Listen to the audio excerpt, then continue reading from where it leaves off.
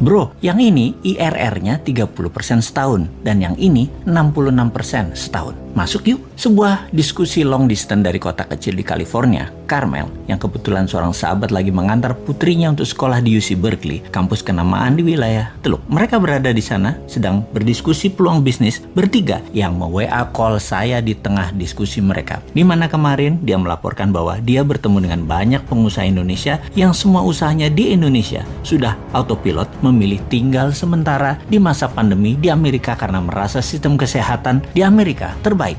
Konglo KW1 ini memang banyak yang menganggap apa yang terjadi setahun terakhir di Indonesia sebagai ketidaknyamanan dalam tanda petik untuk tinggal di Indonesia, yang mana sebagian dari mereka menganggap kebijakan keuangan dan ekonomi pejabat negara tidak pro pengusaha, juga strategi kesehatan selalu berubah-ubah menakutkan mereka. Ya, melipir aja mereka ke negara Paman Sam sebagai negara kedua terbanyak orang Indonesia kaya memilih break sebentar untuk numpang hidup setelah negara Singapura. Singapura masih yang terbanyak. Mereka semua baik yang di Singapura maupun yang di Amerika sangat update dengan berita tanah air, namun tetap fokus cari cuan yang gampang. Mereka melihat lazy money lagi terjadi di Amerika, yaitu taruh duit bermalas-malasan berinvestasi di berbagai bidang, semuanya lagi mudah dan menguntungkan. Di sanalah mereka nongkrong. Bener deh, kata mereka, kalau kita mau dapat cuan yang besar ya follow the money, ya ke Amerika sekarang. Maka ketika 3 orang sahabat lagi diskusi, yaitu mereka orang Indonesia yang lagi neduh di Amerika tersebut, menawari peluang tersebut ke saya. Semangat saya yang hampir lesu gara-gara nungguin PPKM menjadi nyala kembali mendengar informasi mereka tersebut. Sungguh menunggu ketidakpastian dengan strategi mingguan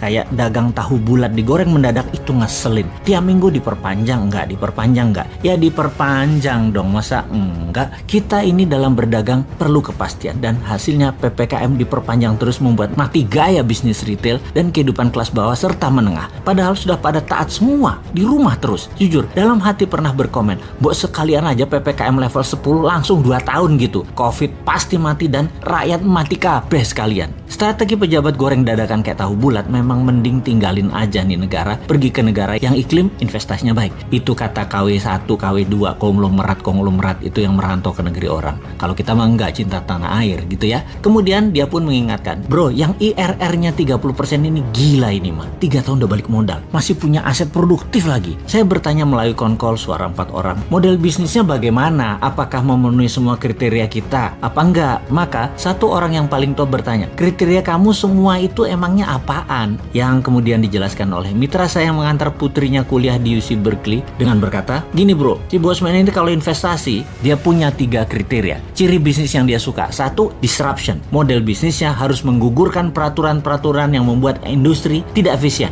Jadi kayak melawan regulator lah gitu. Seperti Gojek misalnya. Dia tidak menggaji tukang ojek. Bahkan kendaraan roda 2 itu melanggar hukum karena kendaraan roda 2 bukan kendaraan niaga atau komersial. Dan tapi Gojek lancar-lancar aja tuh gitu. Itu melanggar padahal secara peraturan, tapi itulah disruption. Gokar misalnya, tidak ada izin taksi. GoFood nggak punya izin resto. OVO nggak punya izin bank. Halodoc nggak pakai izin farmasi dan rumah sakit. Airbnb nggak pakai izin hotel dan lain sebagainya. Kemudian nomor 2, scalability to the extreme. Bangun sistem termasuk jaringan secara cepat agar segera tercapai economic of scale sebagai tembok penahan barrier to entry para pesaing yang mencoba masuk. Yang ketiga, mempunyai ekosistem industri baru, cara baru, jaringan baru yang menghancurkan yang lama yang tidak efisien. Yang dijawab olehnya, "Kena itu mah semua untuk beberapa bisnis yang gue tawarin masuk. Jadi kapan lo mau join? Gue kirim formnya ya." Klik. Telepon gratisan WA pun terputus.